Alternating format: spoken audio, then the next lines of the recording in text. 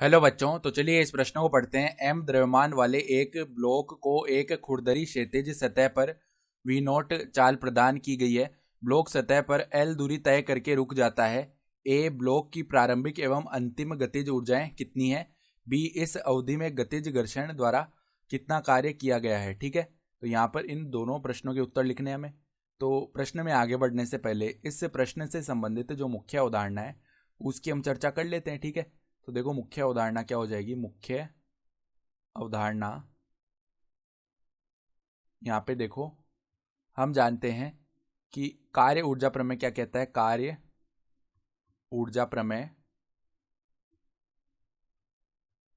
कार्य ऊर्जा प्रमेय कहता है कि सभी के सभी बलों द्वारा जो किया गया कार्य यानी डब्ल्यू ऑल वो किसके बराबर होता है। जो गतिज ऊर्जा में परिवर्तन है, इसका अर्थ क्या हो गया कि अंतिम गतिज ऊर्जा माइनस प्रारंभिक गतिज ऊर्जा। ठीक है, तो ये होता है कार्य ऊर्जा प्रमेय। तो अब इस सवाल के मुख्य हल में आ जाते हैं। वो हमें क्या कह रहा है, तो यहां से देखो हमें बोला गया है कि एक ब्लॉक है, ये खुरदरी क्षैतिज सतह पर रखा हुआ है। मान लो इस प्रकार की खुरदरी हमारी क्षैतिज सतह है। एम द्रव्यमान का क्या है, ब्लॉक है। ठीक है, तो खुरदरी क्षैतिज सतह पर इसे वी नोट चाल दी हुई है। वी नोट चाल दी हुई है और ब्लॉक सतह पर एल दूरी तय करके रुक जाता है। तो मान लो इस सतह पर ब्लॉक पूरी एल दूरी चला होगा और यहाँ पर आकर ब्लॉक रुक गया होगा। ठीक है, तो यहाँ पर इसकी जो चाल है वो जीरो हो जाएगी।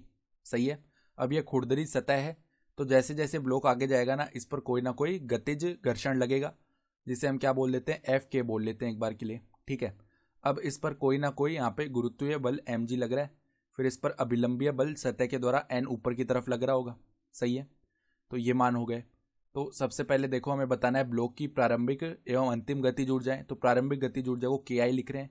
तो देखो गतिज ऊर्जा क्या होती है, 1/2 गुणा में ब्लॉक का जो हमारे पास द्रव्यमान है वो आ जाएगा, गुणा में इसकी चाल कितनी है, वी नोट है, तो वी नोट का स्क्वायर आएगा। तो ये तो हो गई प्रारंभिक गतिज ऊर्जा। फिर अंतिम गतिज ऊर्जा यानी के एफ क्या आएगी, देखो यहाँ पर 1/2 गुणा में इसका द्रव्यमान एम है और अंत में इसका जो वेग है, यानी कि यहाँ पे v बराबर जीरो हो जाएगा, तभी तो ये रुकेगा ना, तो जीरो का स्क्वायर। तो अंतिम गतिज ऊर्जा हो गई जीरो।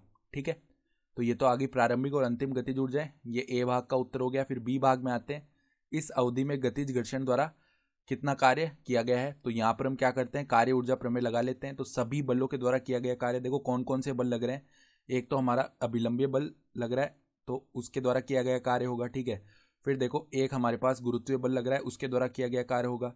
एक हमारे पास ये गतिज घर्षण लग रहा है। ठीक है, घर्षण बल के द्वारा किया गया कोई ना कोई कार्य होगा, जिसे हम डब्ल्यू एफ बोल लेते हैं। ठीक है, ये किसके बराबर आएगा, गतिज ऊर्जा में परिवर्तन। तो अंतिम गतिज ऊर्जा 0 है, माइनस में प्रारंभिक गतिज ऊर्जा 1/2 एम वी नोट का स्क्वायर है। सही है, तो अब ध्यान से देखो, अगर हम डब्ल्यू एन का मान लिखेंगे, अभिलंबीय बल के द्वारा किया गया कार्य। ठीक है, तो कार्य किसके बराबर होता है, जो हमारे पास बल लगता है गुणा में विस्थापन। विस्थापन कितना हुआ, यहाँ पे एल विस्थापन हुआ, और गुणा में क्या आता है, कोस, जो बल और विस्थापन दोनों के मध्य का कोण है।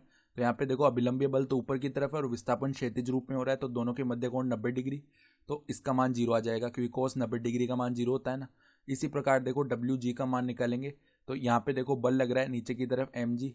सही है, और यहाँ पर जो विस्थापन है वो एल है। ठीक है, और यहाँ पे कोस 90 डिग्री आ जाएगा। तो कोस 90 डिग्री की वजह से, क्योंकि दोनों के मध्य कोण अभी भी 90 डिग्री है, तो ये जीरो आ जाएगा।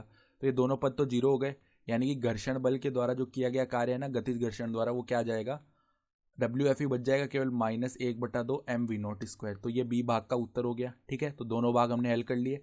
तो आशा करता हूँ कि आपको ये प्रश्न समझ में आया होगा। धन्यवाद।